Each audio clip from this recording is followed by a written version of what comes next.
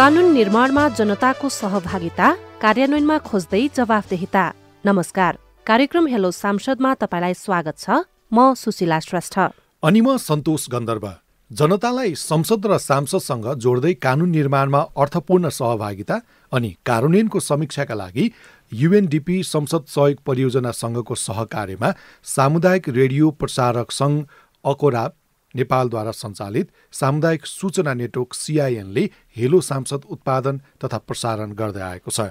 कार्यक्रम हेलो सांसद देशभरिका विभिन्न सामुदायिक रेडियोबाट प्रसारण हुन्छ भने CIN को फेसबुक पेज CIN खबर, वेबसाइट CINखबर.com, युट्युब च्यानल CIN र टिकटक CIN साझा खबरमा पनि सुनिरहनु भएको छ। कार्यक्रम हेलो सांसदको अघिल्लो भागमा जेनजीको आन्दोलनपछिको युवाको माग सम्बोधनका लागि संविधान संशोधनको बहस र अबको कार्यदिशाका बारेमा छलफल गरिएको थियो। संविधान संशोधनका लागि विकल्प र राजनीतिक दलहरूबाट आवश्यक प्रतिबद्धताका बारेमा संविधान कार्यान्वयनका जानकार विश्लेषक तथा संविधान सभा सदस्य डाक्टर बिन्दा पाण्डेको विचार प्रस्तुत गरेका थियौं।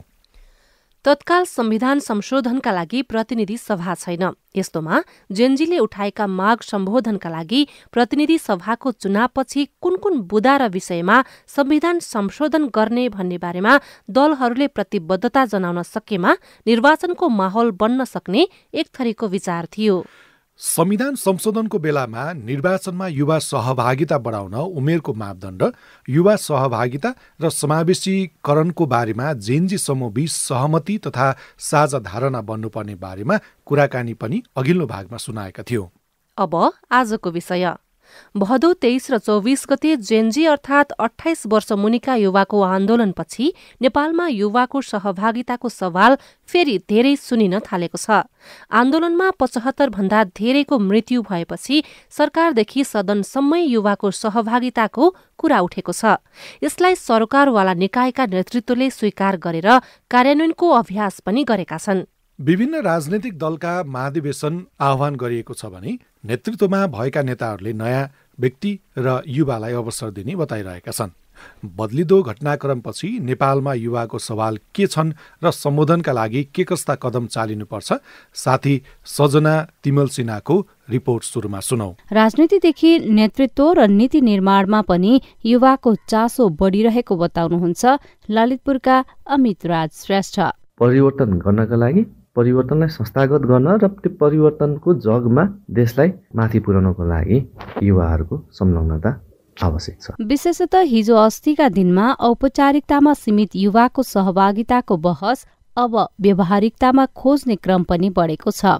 भक्तपुरका रमिता देसार। कुनै पनि देशले साँच्चीकै देशको विकास र समृद्धि सोच्छ भने त्यस देशमा युवाहरूको नेतृत्व हुनै पर्छ। झापाका हेमन्त न्यौपानेलाई भने अघिल्लो पुस्ताले गरेका योगदानको पनि कदर गर्दै युवा पुस्ता अगाडि बढ्नुपर्छ जस्तो लाग्छ। डिजिटलाइज वर्ल्ड अथवा डिजिटलाइज युगको नेतृत्व चाहिँ अब योसँग अभ्यस्त पुस्ताले नै गर्नुपर्ने कुरा चाहिँ पछिल्लो समय देखिन थालेको छ। त्यसकारण पनि युवाको नेतृत्वमा सहभागिता संलग्नता अनिवार्य अपरिहार्य भनेको छ। नेपालको संविधान अनुसार 21 वर्ष पूरा भएको व्यक्ति स्थानीय तहमा प्रमुख, उपप्रमुख, अध्यक्ष, उपाध्यक्ष, ओडाध्यक्ष र ओडा सदस्य हुन पाउँछन्। प्रतिनिधि सभाका लागि 25 वर्ष र राष्ट्रिय सभाका लागि 35 वर्ष उमेर पूरा भएको व्यक्ति उक्त सदनको सदस्य हुन सक्ने संवैधानिक व्यवस्था छ। तर पनि युवाहरूले भोग्नु परेको चुनौती र अप्ठ्यारोको बारेमा बताउँदै राजनीति शास्त्र अध्यापन गराउँदै आउनुभएका प्राध्यापक रिना भट्ट। वृद्ध नेताहरूले चाहिँ जहिले पनि आफूलाई नै परिपक्व, जहिले पनि आफूलाई नै राम्रो मैले सक्छु भन्ने हिसाबले त्यो एउटा रोटेसन जस्तो भयो नि त तीनवटा व्यक्तिहरूको। त्यो कारणले हाम्रोमा यहाँ वितृष्णा बढेको हो। तर त्यो होइन नि, अहिलेको जुन युवा समाज छ नि उसले विचारमा त खरिनुपर्छ प्लस उसले जियो पोलिटिक्स पनि बुझेको हुनुपर्छ, अन्तर्राष्ट्रिय राजनीति बुझेको हुनुपर्छ। नेपालमा हरेक 10 वर्षमा युवाहरूको सहभागितामा आन्दोलन भएका विभिन्न अध्ययनबाट देखिन्छ। तर आन्दोलनपछि युवाको मुद्दा स्थापित जसरी हुनुपर्ने थियो त्यसो भएको पाइएको छैन। यो समस्याको समाधानको उपायका बारेमा राष्ट्रिय योजना आयोगका पूर्व उपाध्यक्ष डाक्टर गोविन्दराज पोखरेल भन्नुहुन्छ। नयाँ पुस्ता, यसभन्दा पहिलेको पुस्ताले पर्यटन भन्थ्यो होला, जलस्रोत भन्थे होला। अब नयाँ आउने पुस्ताले चाहिँ तपाईँलाई आइटी एआई भन्छ अथवा स्टार्टअप भन्छ। त्यस कारणले यो सबै हाम्रा कार्यशैली नीतिहरू गरिने जुन संरचनाहरूलाई चाहिँ गतिशील बनाएर हरेक वर्ष जुन नेपालमा हामी करिब 5.5-6 लाख युवाहरू आउँछौँ भन्छौँ, तिनीहरूलाई समेट्ने किसिमको चाहिँ प्रणाली बनाएर गयो भने यो अस्थिरता हुँदो रहन्छ र युवाहरूको आकाङ्क्षा पनि त्यो प्रणालीले चाहिँ समेट्दो रहेछ। युवाहरू राजनीतिक प्रक्रियामा सहभागी हुँदा भोग्नु परेका चुनौतीहरूलाई घटाउन युवाले नै आफूलाई चिन्न र एकीकृत हुन नसक्नु अर्को समस्या छ। नीति जेसुकै भए पनि युवाको सहभागितालाई बेवास्ता गर्ने परिपाटी जेन्जी आन्दोलनपछि सच्ची नै अपेक्षा युवा अभियन्ताहरूको छ। सजना तिमल सिन्हा, CIN, काठमाडौँ। युवाहरूको सवाल सम्बोधनका बारेमा छलफल र नीतिगत निर्णयका लागि युवा मन्त्रालय मातहतमा राष्ट्रिय युवा परिषद छ। युवाको क्षेत्रमा काम गर्ने 100 भन्दा धेरै संघ संस्था पनि छन्। तर उनीहरूले जेन्जी आन्दोलनपछि बुझेको युवाको सवाल र ती सवाल सम्बोधनका लागि एक ठाउँमा उभिन र भेटिन सक्ने अवस्था के छ? साथै लीलप्रकाश चन्दले सरकारवाला निकाय प्रतिनिधिबीच गरेको छलफल अब प्रस्तुत गर्दैछौं। जेन्जी आन्दोलन र आन्दोलनपछि अहिलेको परिवेशमा युवाको सवाल के छ भन्ने बारेमा आज छलफल गर्दैछौँ। युवाको क्षेत्रमा क्रियाशील विभिन्न सङ्घ संस्थाका व्यक्तित्वहरू आजको छलफलमा सहभागी हुनुहुन्छ। यहाँहरू सबैजनालाई हार्दिक स्वागत गर्दछु। बालबालिका शान्ति क्षेत्र राष्ट्रिय अभियान जागृति बाल तथा युवा सरोकार नेपालका अध्यक्ष तिलोत्तम पौडेलजी हुनुहुन्छ। हिजोका दिनमा युवाको सवालमा हामीले गरिराखेका कमी कमजोरी त्रुटिहरू कहाँ थिए र यो जेन्जीको आन्दोलनपछि अब के कुरामा सुधार हुने हामीले अपेक्षा गर्न सक्छौँ? छोटकरीमा आफ्नो विचार राख्नको लागि हार्दिक अनुरोध गर्दछु। नेपाल सरकारको 16औं योजनामा अहिले जेन्जीका युवाहरूले उठाउनुभएका कुराहरू हाम्रो पनि साथ समर्थन छ। उहाँले 16औं योजनामा युवाका सवालहरू जे उठाउनु भएको छ त्यसको चाहिँ इम्प्लिमेन्टेसन मात्रै अहिलेसम्म भएका कुराहरू चाहिँ इम्प्लिमेन्टेसन मात्रै गर्ने कुरामा योगदान गर्नुभयो भने धेरै मागहरू सम्बोधन हुन्छ जस्तो लाग्छ। जुन संविधान छ, संविधानको चाहिँ अनुसार चाहिँ हाम्रो युथ भिजन 2025 थियो। अब त्यो युथ भिजन 2025 सक्यो। अबको युथ भिजन चाहिँ यो आन्दोलनको मार्गदर्शनलाई आधार गरेर युथ भिजनलाई अगाडि बढाउनु पर्यो। अर्को चाहिँ संविधानमा उल्लेख भएका चाहिँ मौलिक हकहरू, कानुनका नीतिगत व्यवस्थाहरू युवाहरूले महसुस हुने खालको त्यहाँ भाषामा लेखियो तर कार्यान्वयनमा कम्ती भयो। त्यसकारणले त्यो कुरालाई फेरि पनि त्यहाँ 8-9 वटा चाहिँ युवासँग सम्बन्धित व्यवस्था छन्, त्यसलाई हेरिदिनु पर्यो। अर्को युवाको नेतृत्वमा रहेका नागरिक समाज, सङ्घ संस्था तथा अभियानहरूको साझेदारीमा चाहिँ हामीले जसरी यो अभियानहरू छन्, युवा मैत्रीका कुरा, बाल मैत्रीका कुरा, वातावरण मैत्रीका कुरा, लैङ्गिक मैत्रीका कुरा, अपाङ्गता मैत्रीका कुरा, यी अभियानहरू चाहिँ युवाहरूको नेतृत्वमा चाहिँ अगाडि बढाउनु पर्यो। अर्को चाहिँ राजनीतिक दलका र तिनका सबै तहको संरचनामा ती सबै संयन्त्रहरू जति पनि छन् राजनीतिक पार्टीका, त्यहाँ चाहिँ युवाहरूको सहभागिता उहाँहरूले नीतिगत निर्णय गरेर नै कम्तीमा पनि चाहिँ अब हामीले चाहिँ 50% युवाहरू पार्टिसिपेट गराउँछौँ भन्ने कुरो त सुनिश्चित हुनु पर्यो। डकुमेन्टमा होइन, प्र्याक्टिकल रूपमा चाहिँ सुनिश्चित हुनु पर्यो। यति उमेरसम्मकोले चाहिँ उम्मेदवार बन्न पाउने, यतिले नपाउने भन्ने व्यवस्था छ। यसलाई अहिलेको संविधानको परिधिभित्र रहेर सुधार गरेर संविधान संशोधन गर्न पर्ने हो कि संविधान संशोधन गर्नका निम्ति हामीसँग अब हामी इलेक्सनको कुरा गरिरहेछौँ। इलेक्सनको वातावरण सरकारले बनाएर समयमा इलेक्सन भएर इलेक्सनबाट आएर संविधान संशोधन गरेर ग्यापहरूलाई चाहिँ कसरी हटाउने भन्ने पनि अबको एजेन्डा हुनुपर्छ भन्ने लाग्छ। देशनजीको कुरा सुनौ जस्तो लाग्यो मलाई। काठमाडौँको युवाको सवाल र मुगुको युवाको सवाल चाहिँ कस्तो हुँदो रहेछ? केन्द्रीकृत सरकार थियो नि पहिल्यैदेखि काठमाडौँमा, जे पनि काठमाडौँमा केन्द्रित। ओहो काठमाडौँको रोड बन्यो, न्यू रोड यति राम्रो भयो, त्यो भन्दा न्युज आउँदैन क्या। कर्णालीमा के भयो, कर्णालीमा कति मान्छे मर्नु पर्यो। अचम्मको कुरा म के भन्छु भन्दाखेरि भ्रष्टाचार हटाउनलाई चाहिँ 500 र 1000 को नोट ब्यान्ड गरौँ भन्नुहुन्छ होइन। जस्तै कि हाम्रो त्यहाँ अहिलेसम्म इन्टरनेट पुगेको छैन भनौँ न। बेसिक त्यो काठमाडौँमा बस्ने, म आफै काठमाडौँमा बस्दा मेरो लागि त्यो बेसिक कुरा हो नि, त्यो मेरो गाउँसम्म पुगेको छैन। अहिले पनि हाम्रो मुगु भन्ने बित्तिकै, यार्सा भन्ने बित्तिकै ठुलो न केही न जस्तो गर्नुहुन्छ।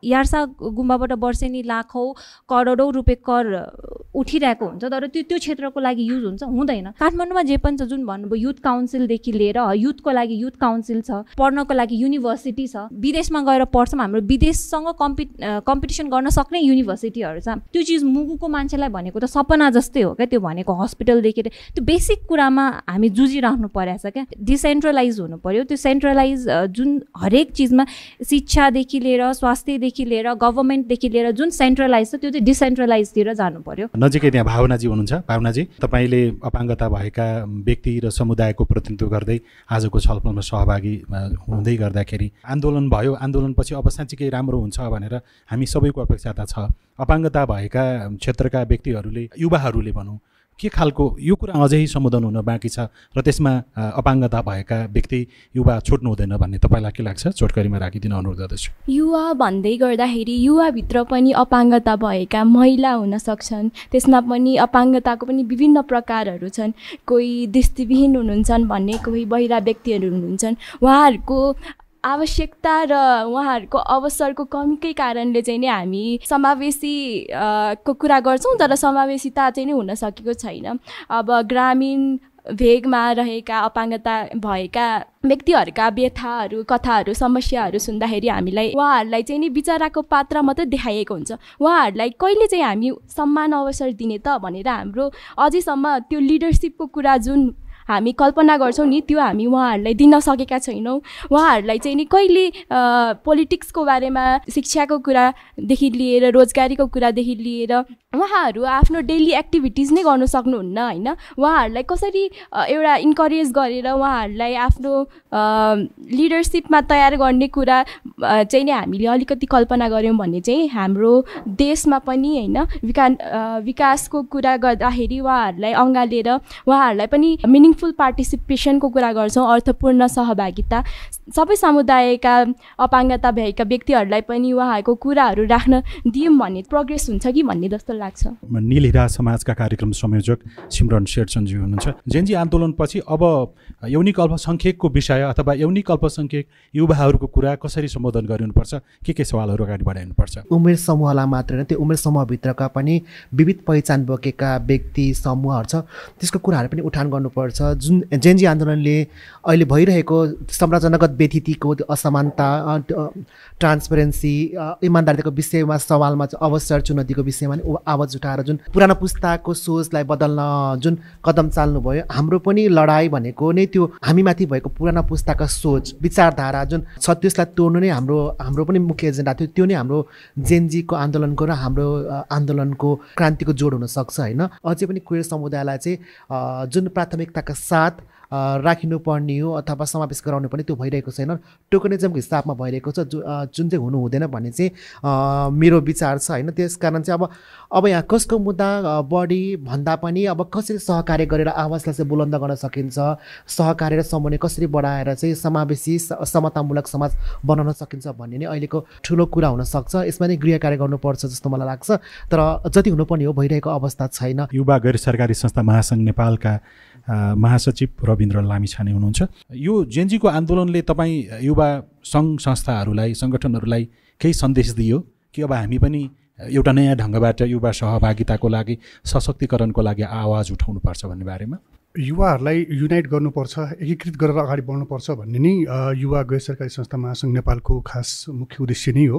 हामीले युवासँग काम गर्ने सङ्घ संस्थाहरूलाई एक ठाउँमा ल्याउने र उहाँहरूलाई कसरी हुन्छ क्यापेसिटी डेभलप गर्ने कुराहरूमा हामीले जोड दिँदै आइरहेको छौँ। अहिले अघि पनि कुरा आइरहेको थियो, जीवन उपयोगी सिपका कुराहरू छ, क्षमता अभिवृद्धि गर्ने कुराहरू छ, युवाहरूसँग आइडिया छ, युवाहरूसँग सोच छ, त्यो भिजनलाई हामीले कसरी एक ठाउँमा ल्याउन सक्छौँ र उहाँहरूलाई विशेष गरी नेपाल रूपान्तरण गर्ने कुराहरूमा अगाडि ल्याउन सकिन्छ भन्ने कुरामा यसले हामीलाई झकझकाएको पनि छ। र हामीहरू अझ युवामा काम गर्ने संस्थाहरूलाई चाहिँ अझ बढी इन्टिग्रेट गर्ने कुराहरू, मूलधारका सवालहरू के हुन्, त्यो सवाललाई चाहिँ कसरी बलियो बनाएर अगाडि बढ्नुपर्छ भन्ने कुराहरूमा हामी एक किसिमले आफ्नो तर्फबाट गृह कार्य गर्दै पनि छौँ र यसमा समावेश भएर अगाडि गइरहेका पनि छौँ। युवाहरू भनिसकेपछि हामीले दुईवटा कुरालाई अझ हेर्न जरुरी छ। युवासँग नलेज छ कि छैन? युवासँग अवश्य पनि नलेज छ।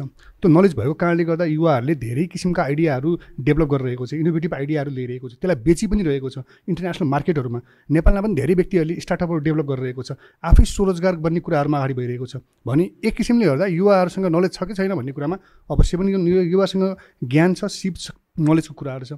अब युवाहरूले पसिना बगाउन सक्छ कि सक्दैन, युवाले परिश्रम गर्न सक्छ कि सक्दैन भन्ने अर्को कुरालाई हेर्ने हो भने युवाहरूले पसिना बगाउन सक्छ। देशको ठुलो अर्थतन्त्र धानेकै युवाहरूले हो। कुनै न कुनै रूपमा युवाले गरेको परिश्रमबाट हाम्रो राज्य चलिरहेको छ भनेपछि पहिलो कुरा के हो भने शिक्षा र स्वास्थ्य, त्यसै गरी चाहिँ नयाँ सोचलाई चाहिँ हामीले कसरी विकास गर्न सक्छौँ, त्यो कुरामा चाहिँ हामीले कसरी लगानी डेभलप गर्न सक्छौँ भन्ने कुरामा सरकार अगाडि बढ्नुपर्छ। यसले के गर्छ भने एउटा व्यक्ति शिक्षित हुनु भनेको उसले कुनै न कुनै व्यवसाय गर्नतर्फ अथवा रोजगार पाउनतर्फ ऊ अग्रसर हुनु हो। ऊ सेल्फ डिफेन्स गरेर अगाडि बढ्न सक्छ। दोस्रो कुरा ऊ यदि त्यसमा राज्यले लगानी गर्नु भनेको चाहिँ नि राज्यको एकतर्फ कुनै न कुनै रिसोर्स त त्यो क्षेत्रमा लाग्यो, तर त्यो व्यक्ति स्वस्फूर्त रूपमा कुनै न कुनै व्यवसायमा जोडिनु भनेको त त्यसले भोलि गएर राज्यलाई कर तिर्ने हो नि त। राज्यको त फेरि त्यो कर डेभलप त के अरे गभर्मेन्ट फङ्सनिङ हुने बाटो मात्र त्यो अगाडि बढ्न सक्छ नि त। त्यो कारणले गर्दा राज्यले सोच्नुपर्ने, सरकारले हेर्नुपर्ने कुरा के पनि हो भने युवाहरूलाई चाहिँ कसरी हामीले लगानी मैत्री वातावरणमा ल्याउन सक्छौँ, उहाँहरूको शिक्षालाई, उहाँहरूको चाहिँ रोजगारीका क्षेत्रहरूलाई चाहिँ नवप्रवर्धन सिपहरूलाई,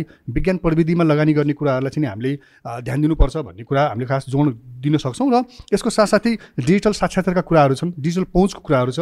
अहिले डिजिटलाइज सिस्टमबाट चाहिँ हामीले धेरै कुराहरू परिवर्तन गर्न सक्छौँ। त्यसको चाहिँ भरपुर रूपमा उपयोग हुनु जरुरी छ। युवाहरूले त्यसमा चाहिँ आफ्नो लगानी, त्यसमा चाहिँ आफ्नो इन्भल्भमेन्ट देखाउन सक्यो भने त्यसले धेरैभन्दा धेरै परिवर्तनहरू ल्याउन सक्छ। नेपाल युवा संस्था सञ्जाल आयोनका महासचिव ललित ओझा हुनुहुन्छ। युवाको उनीहरूको बहसको विषय अथवा युवाको सवाल के हो र भविष्यमा यो युवाको क्षेत्रमा क्रियाशील सङ्घ सङ्गठनको लागि कुनै सन्देश छ कि छैन, छोटकरीमा राख्न अनुरोध गर्दछु। 23 र 24 गते जेनजी मुभमेन्ट भइसकेपछि उहाँहरूले सरकारको जुन नेतृत्व लिनका लागि आफ्नो अधिकार थियो, उहाँहरूले मुभमेन्ट गर्नुभयो। मुभमेन्टपछि उहाँहरूको नै राइट थियो कि सरकार गभर्मेन्ट उहाँहरूले नै चलाउने हो। हामीले पनि हाम्रो संस्थाको तर्फबाट जसै नेपाल युवा संस्था सञ्जालले आयोनले चाहिँ घाइतेहरूलाई खाना पनि खुवाइरहेको थियो, सिभिल हस्पिटलमा हामीले पनि खाना खुवाइरहेको थियौँ। र त्यसपछि जसरी राष्ट्रपतिले आह्वान गर्नुभयो सरकारलाई, जेनजीहरूलाई आह्वान गरिसकेपछि सरकारको नेतृत्व जसरी जेनजीहरूले लिनुपर्ने थियो त्यसरी उहाँहरू चुक्नुभयो। उहाँ चुक्नु कसरी भयो भन्दाखेरि मुभमेन्ट त उहाँहरूले गर्नुभयो तर बिना उद्देश्य एउटा थियो, करप्टेड थियो। जुन लिडरहरू करप्टेड भयो, देशमा भ्रष्टाचार बढ्यो, भ्रष्टाचारका विरुद्ध यो मुभमेन्ट हो भनेर जसरी उहाँहरूले चाहिँ यो सुरु गर्नुभएको थियो। 23 र 24 गते त्यो ठिक थियो, 23 गते ठिक थियो, 24 गतेको 1 बजेपछि त्यो ठिक थिएन। हामी पनि त्यो कुरामा त सहमत छौँ त, उहाँहरूको मुभमेन्टमा सहमत छौँ। तर मुभमेन्टमा साथ दिइसकेपछि राष्ट्रपति कार्यालयमा राष्ट्रपतिले आह्वान गरिसकेपछि, वार्ताका लागि बोलाइसकेपछि त्यो लिड त उहाँहरूले गर्नु पर्थ्यो नि त। तर कम्तीमा सबै युवा सङ्घ सङ्गठनहरू एक ठाउँमा उभिएर यसरी जानुपर्छ भन्ने खालको त्यो दबाब दिएर कहीँ फोटो भिडियो राखिएको त कहीँ पनि देखिँदैन। यसो हुँदाखेरि युवाको सवाल पछाडि पर्ने डर कतिको हुन्छ? त्यसमा युवाको सवाल पछाडि पर्दैन। यो देशको संविधान सबैले मान्नुपर्छ। संविधान सबैको बलिदानीबाट संविधान आएको छ, उहाँहरूले बुझिदिनुपर्छ यो कुराहरू। अहिले मात्र होइन, 62-63 मान्छेको बलिदान गएको छ, त्यसपछि विभिन्न घटनाक्रमहरू भएको छ। 2072मा संविधान जारी भएको छ, त्यो संविधान जारी हुँदै गर्दा कतिजना शहीद भएको छन् त्यसको पनि क्यालकुलेट होला नि त। यो 23 र 24 गतेको मात्रै क्यालकुलेट हुँदैन क्या। त्यति बेला जति बेला 62-63 त्योभन्दा अगाडि मर्ने पनि जेनजी नै थियो त, होइन त? उमेर समूह त एउटै हो नि। त्यो नजरले मात्रै नहेरौँ कि अहिलेको मुभमेन्टमा अहिले मात्रै शहीद भयो, अहिले मात्रै सारा कुराहरू बर्बाद भयो भन्ने हिसाबले पनि नहेरौँ। जुन आन्दोलन भयो यसको सकारात्मक सन्देश र पक्ष चाहिँ के देख्नुहुन्छ तपाईँ? यस्तो छ, भविष्यमा के कुरा चाहिँ परिवर्तन हुन सक्छ? होइन, मैले थोरै तपाईँको अघिकै कुराबाट जोडेँ। जो 35बाट 25 संशोधन गर्नुपर्ने कुरा छ त्यसमा चाहिँ के हुन्छ, यो देशको, यो समाजको आधार स्तम्भ, विकासको आधार स्तम्भ भनेको राजनीतिक दल बाहेक अरू हुन सक्दैन। जब राजनीतिक दलमा चाहिँ युवाहरूलाई सहभागिता गराइन्छ, युवाहरूलाई जब टिकट दिन्छ तब पो युवा त्यहाँ सहभागिता हुन्छ नि, त्यो पनि युवा हो त।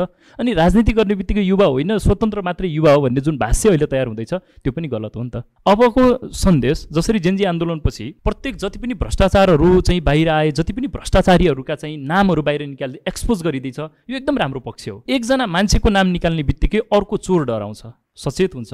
अब यसपछि जति पनि यो आँकडा छ भ्रष्टाचारको यो घट्छ। नीतिगत र व्यावहारिक रूपमा केही परिवर्तन हुन्छ भविष्यमा युवाको लागि, युवाको क्षेत्रमा?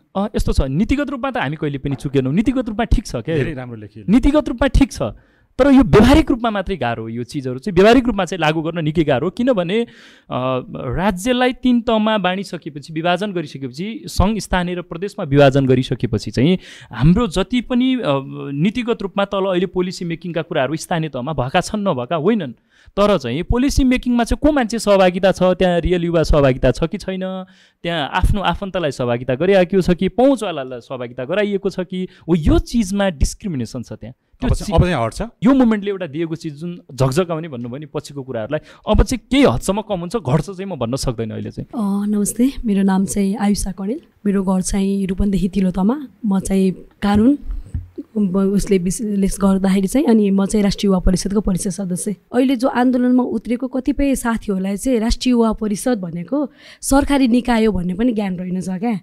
त्यो मैले देख्दाखेरि त्यो साथीहरूले कति ठाउँमा चाहिँ प्रत्यक्ष अप्रत्यक्ष रूपमा सामाजिक सञ्जालको भिक्टिम मलाई पनि बनाउनु भयो के। राष्ट्रिय युवा परिषद त नेपाल सरकारको एउटा निकाय हो नि त, तर त्यहाँ राष्ट्रिय युवा परिषदको एउटा उस देख्ने बित्तिकै यो चाहिँ यो पार्टीको झोले रहेछ भनेर युवा परिषद भनेको कुनै एउटा पार्टीको भातृ सङ्गठन हो भन्ने भाष्य निर्माण भएको रहेछ। यो जेनजी मोमेन्टमा आएका साथीहरूलाई चाहिँ पहिला चाहिँ राष्ट्रिय युवा परिषद नेपाल सरकारको 2072 सालमा मन्त्री परिषदबाट विस्तार भएको एउटा भाग हो भनेर बुझ्नु जरुरी छ होइन। युवा परिषदले चाहिँ केही कुरामा सच्याएर अगाडि बढ्नुपर्छ कि पर्दैन? युवा परिषदहरूले पनि सच्याएर अगाडि बढ्नुपर्छ। कस्तो छ भन्दाखेरि राष्ट्रिय युवा परिषद एउटा 2072 सालमा एउटा 16 के अरे अहिले त युवा नीति संशोधन हुँदाखेरि 1835 भनेर आयो होइन। विभिन्न क्षेत्रका युवाहरू अनि पिछडिएको युवाको क्षेत्रमा काम गरेको धेरै छन् त्यहीमा नियुक्ति खाने उसहरू त, तर यहाँ चाहिँ अलिकति कता कता चाहिँ राजनीतिकरण भएको हो कि जस्तो फिल पनि हुन्छ होइन।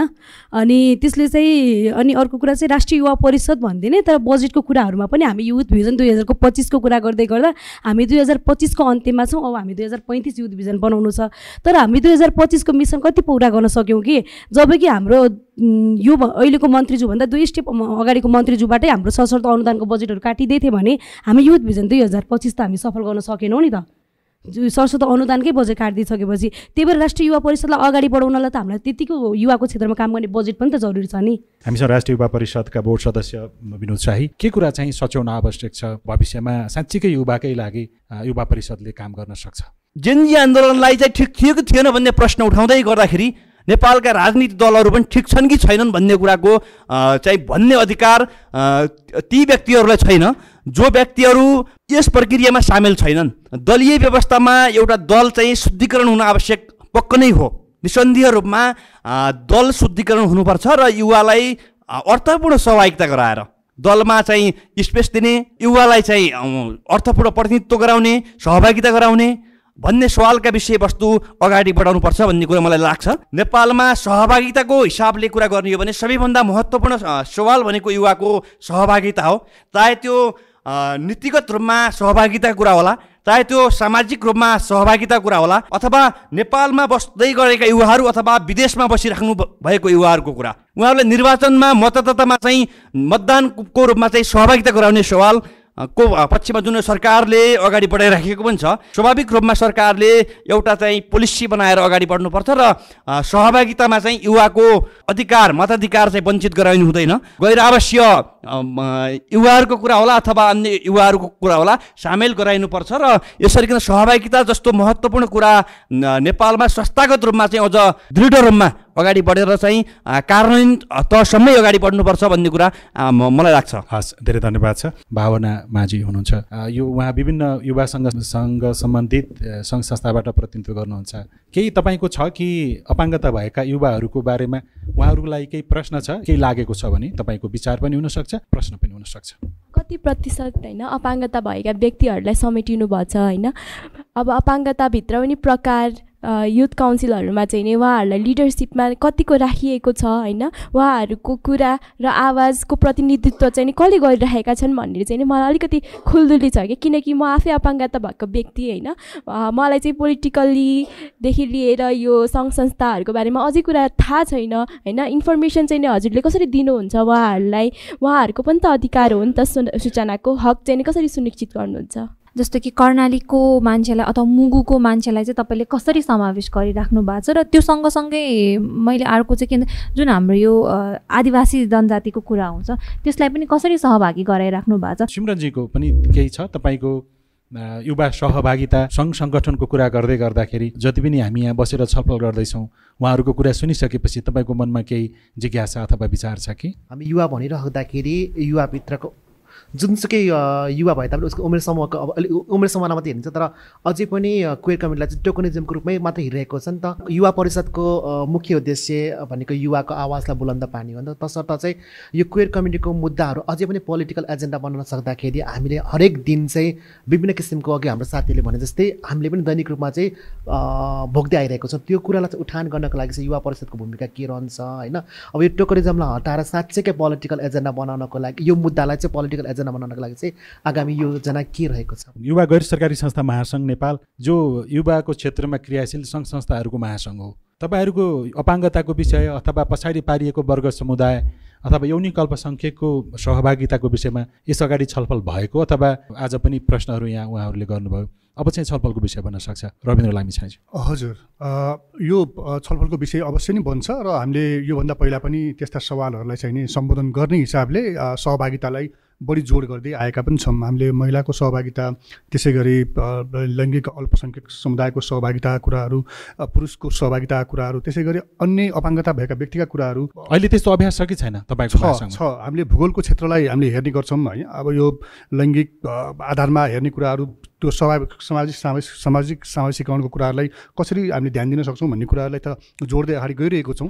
तर अहिले पनि हामीले फेरि के पनि भन्न चाहन्छु भने त्यो चाहे सरकारी होस् चाहे गैर सरकारी होस्, अहिले पनि हामीसँग 42.5% भन्दा बढी 16 देखि 40 वर्ष उमेर समूहको युवाहरू छ देशमा, यो तथ्याङ्कले बताउँछ। तर अब यो कुरालाई चाहिँ हामीले जोड कसरी दिनु पर्यो भन्दा कम्ती 50% भन्दा बढी युवाहरूको सहभागिता, त्यो पनि अझ बढी विभिन्न क्षेत्रलाई समेट्ने गरेर, विभिन्न भूगोललाई समेट्ने गरेर, लैङ्गिकताको कुरालाई समेट्ने गरेर, जातिताको कुरालाई समेट्ने गरेर हामीले युवाहरूको सहभागिता विभिन्न क्षेत्रमा ल्याउनुपर्छ भन्ने कुराहरूलाई अझ बढी हामीले जोड दिँदै आइरहेको कुराहरू पनि छ। यो कार्यान्वयनमा आउनुपर्छ र हरेक सङ्घ संस्थाहरू, हरेक राज्यका निकायहरू, जो सरकारी निकायहरू छन्, उहाँहरूले आफ्नो वेबसाइटमा पनि देखाउन सक्नुपर्छ मैले हरेक दिएको सेवा सुविधाबाट यति व्यक्तिहरू चाहिँ यसरी चाहिँ सेवा पाइरहेको, र हामीका जति पनि चाहे कर्मचारी होला, चाहे समितिहरू होला, चाहे हाम्रा बेनिफिसियरिज अथवा लाभग्राही व्यक्तिहरू होला, हामी यति युवाहरू पुगेको छौँ भन्ने कुराहरू देखाउन सक्नुपर्छ। तब मात्रै हामीले कार्यान्वयनमा ल्याउन सक्छौँ भन्ने कुराहरू हो। आयोगका महासचिव ललित ओझाज्यू, तपाईँ यहाँ छलफल गर्दै हुनुहुन्थ्यो। मैले भर्खरै त्यो आयोगको हाम्रो एउटा ग्रुप छ, मैले त्यही ग्रुपमा एउटा तपाईँले सोधेकै क्वेसन चाहिँ मैले के लेखेँ भने यहीँनिर चाहिँ यहीँनिर भन्दा हामीले यो अभ्यासहरू चाहिँ गरिसकेका छौँ, हामीले गरि पनि रहेछौँ, उहाँहरूलाई जोडेर कार्यक्रमहरू, विभिन्न कार्यक्रमहरू गरिरहेछौँ। ठ्याक्कै तपाईँले जुन क्वेसन गर्नुभयो यही क्वेसन मैले मेरो बोर्डमा के लेखेँ भने साथीहरू अपाङ्गता भएका मान्छे र लैङ्गिक अल्पसङ्ख्यकलाई आयनमा अझै दृढ तरिकाले कसरी जोड्दा हुन्छ सोच्दै गरौँ भनेर मैले यही क्वेसन भर्खरै मेरो साथीहरूलाई नि मेसेज गरेँ क्या। तपाईँहरू यहाँ छलफल गर्दै भनेको यो प्रतिबद्ध हामी त युवा क्षेत्रमा काम गर्ने संस्था नै हो। हामीले चाहिँ भोलिन्टियरी रूपमा चाहिँ हामीले समाज परिवर्तनका लागि चाहिँ मुभमेन्टले मात्रै हुँदैन, शान्तिपूर्ण तरिकाले नै समाज परिवर्तन गर्न सकिन्छ भन्ने हिसाबले नै हामी भोलिन्टियर गरिरहेछौँ। जति पनि कार्यक्रमहरू, जति पनि हाम्रो हाम्रो बोर्ड छ, बोर्डमा अहिले हामीसँग अपाङ्गता लैङ्गिक अल्पसङ्ख्यक भएको मान्छे छैन। एउटा कुरा, हाम्रो सिनियर पूर्व महासचिवज्यू आयनको अभिभावक पनि यहीँनिर हुनुहुन्छ, उहाँलाई साँची राखेर अहिले मैले एउटा कुरा के प्रतिबद्धता गर्दछु भने हामीले आयनको अबदेखि जति पनि कार्यक्रमहरू हुन्छ, जति पनि हाम्रा योजनाहरू हुन्छन्, ती योजनामा अपाङ्गता र लैङ्गिक अल्पसङ्ख्यकलाई सहभागिता गराउने गरी हामी अगाडि बढ्दछौँ। धेरै धन्यवाद छ यो तपाईँको प्रतिबद्धताको लागि। पूर्व महासचिव तथा बालबालिका शान्ति क्षेत्र राष्ट्रिय अभियान जागृति बाल तथा युवा सरोकार नेपालका अध्यक्ष तिलोत्तम पौडेलज्यू, मैले नेतृत्व गरेका र म जोडिएका संस्थाहरूमा सबैमा 40% चाहिँ नि महिला सहभागिता, 40 देखि 56% भएको छ। म थुप्रै नेटवर्कहरू, थुप्रै सञ्जालहरूमा भएको हिसाबले अलि धेरै भएकोमा चाहिँ 56% छ, अलिक कम भएकोमा चाहिँ 40% चाहिँ नि महिलाहरूको सहभागिता छ। हामीले त्यहाँभित्र समावेशिताको कुरा गर्दाखेरि पनि संस्थाका आफ्ना विधि विधानहरू हुन्छन्। ती विधि विधानभित्र चाहिँ जस्तै बालबालिका शान्ति क्षेत्र राष्ट्रिय अभियान चाहिँ को कुरा गर्नुहुन्छ भने त्यहाँ सब व्यक्ति होइन, त्यहाँ संस्था आउने हो। संस्थालाई हामीले हाम्रो साधारण सभामा आमन्त्रण गर्दा तपाईँहरूले प्रतिनिधि पठाउँदा अपाङ्गता भएका यौन तथा लैङ्गिक अल्पसङ्ख्यक, आदिवासी तथा जनजाति, सीमान्तकृतकोलाई प्राथमिकतामा राख्नुहोला भनेर हामी लेखेर पठाउँछौँ, हामी भन्छौँ पनि। त्यहाँबाट कसरी आउँछ भन्ने कुराले पनि राख्छ। त्यति हुँदाहुँदै पनि यौनिक तथा लैङ्गिक अल्पसङ्ख्यक साथीहरूको संस्थाहरूलाई हामीले आह्वान गरेको, तपाईँहरू मेम्बर बन्नु पऱ्यो भन्दा भेट्दा कुरा गर्दा मिटिङमा, र एउटा संस्था हामीसँग जोडियो। उहाँलाई चाहिँ त्यो ठ्याक्कै एजिएमको अघिल्लो दिन मात्रै जोडिनु भयो। हाम्रो विधि प्रक्रिया भएको हिसाबले बोर्डमा राख्न सकेनौँ। आमन्त्रित सदस्यको रूपमा चाहिँ यसपटकदेखि बालबालिका शान्ति क्षेत्र राष्ट्रिय अभियानले त्यो सुरुवात गरेको छ। त्यस्तो कुरा चाहिँ सुरुवात हामी जस्तै अभियन्ताहरूबाट हुनुपर्छ र उहाँहरूको विषयमा चाहिँ उहाँहरू बोल्न नसक्ने ठाउँमा हामी बोलिदिनुपर्छ। पपुलेसनको हिसाबले थोरै हुनु होला, यौनिक तथा लैङ्गिक अल्पसङ्ख्यकभित्र पनि थुप्रै हुनुहुन्छ, त्यहाँभित्र सङ्ख्याको हिसाबले थोरै हुनुहुन्छ, अपाङ्गता भएको सङ्ख्याको हिसाबले थोरै हुनुहुन्छ होला, जनजातिको हिसाबले थोरै हुनुहुन्छ होला। एकजना नागरिकको पनि नागरिक हो, एकजना नागरिकको अधिकारको विषयमा पनि स्टेट अनि स्टेटमा काम गर्ने नागरिक सङ्घ संस्था, सरकार राष्ट्रिय युवा परिषद सबै हामी सबैको समान दायित्व हो। अहिले राष्ट्रिय युवा परिषदमा चाहिँ सदस्य नभएको प्रदेश भनेको सुदूरपश्चिम हो। त्यही पनि यो रिक्त पोस्टमा गर्ने नियुक्ति हुने टाइम हुँदा यो सबै घटनाक्रमहरू भइसकेपछि त्यो 6 जनामा अनि अपाङ्गको पनि त्यहाँ मन्त्रालयमा चाहिँ डकुमेन्टहरू भइरहेको बेलामा यो घटना भइसकेपछि नियुक्ति नभएको, न त 6 जनामा अपाङ्ग सहितको बाँकी छ होइन। अनि यो नै अल्पसङ्ख्यकको कुरा गर्दा चाहिँ राष्ट्रिय युवा परिषदमा चाहिँ अघि नै दाइले पनि भन्नुभयो सामाजिक सङ्घ संस्था सञ्जाल छ होइन, त्यसभित्र सूचीकृत हुन आउनुहुन्छ हाम्रो। तपाईँको केही प्रतिबद्धता छ अब चाहिँ हामी यसलाई तुरुन्तै मन्त्रालयसँग समन्वय यो मन्त्रालयसम्म समन्वय गरेर गर्नुपर्ने नै छ, किनकि हाम्रो छ बोर्ड मिटिङ पनि फुल पुरै परिषद सदस्य नभइकन त धेरै कुराहरू पास पनि हुँदैन नि त। त्यही भएर यो 6 जना चाहिँ मन्त्रीज्यू पनि अब भएकै बेलामा चाहिँ अब छिटै नै गर्नुपर्छ भन्ने प्रतिबद्धता छ। त्यसको लागि नेतृत्व चाहिँ तपाईँले लिनुहुन्छ महिलाको तर्फबाट? महिलाको तर्फबाट म नेतृत्व लिन तयार छु।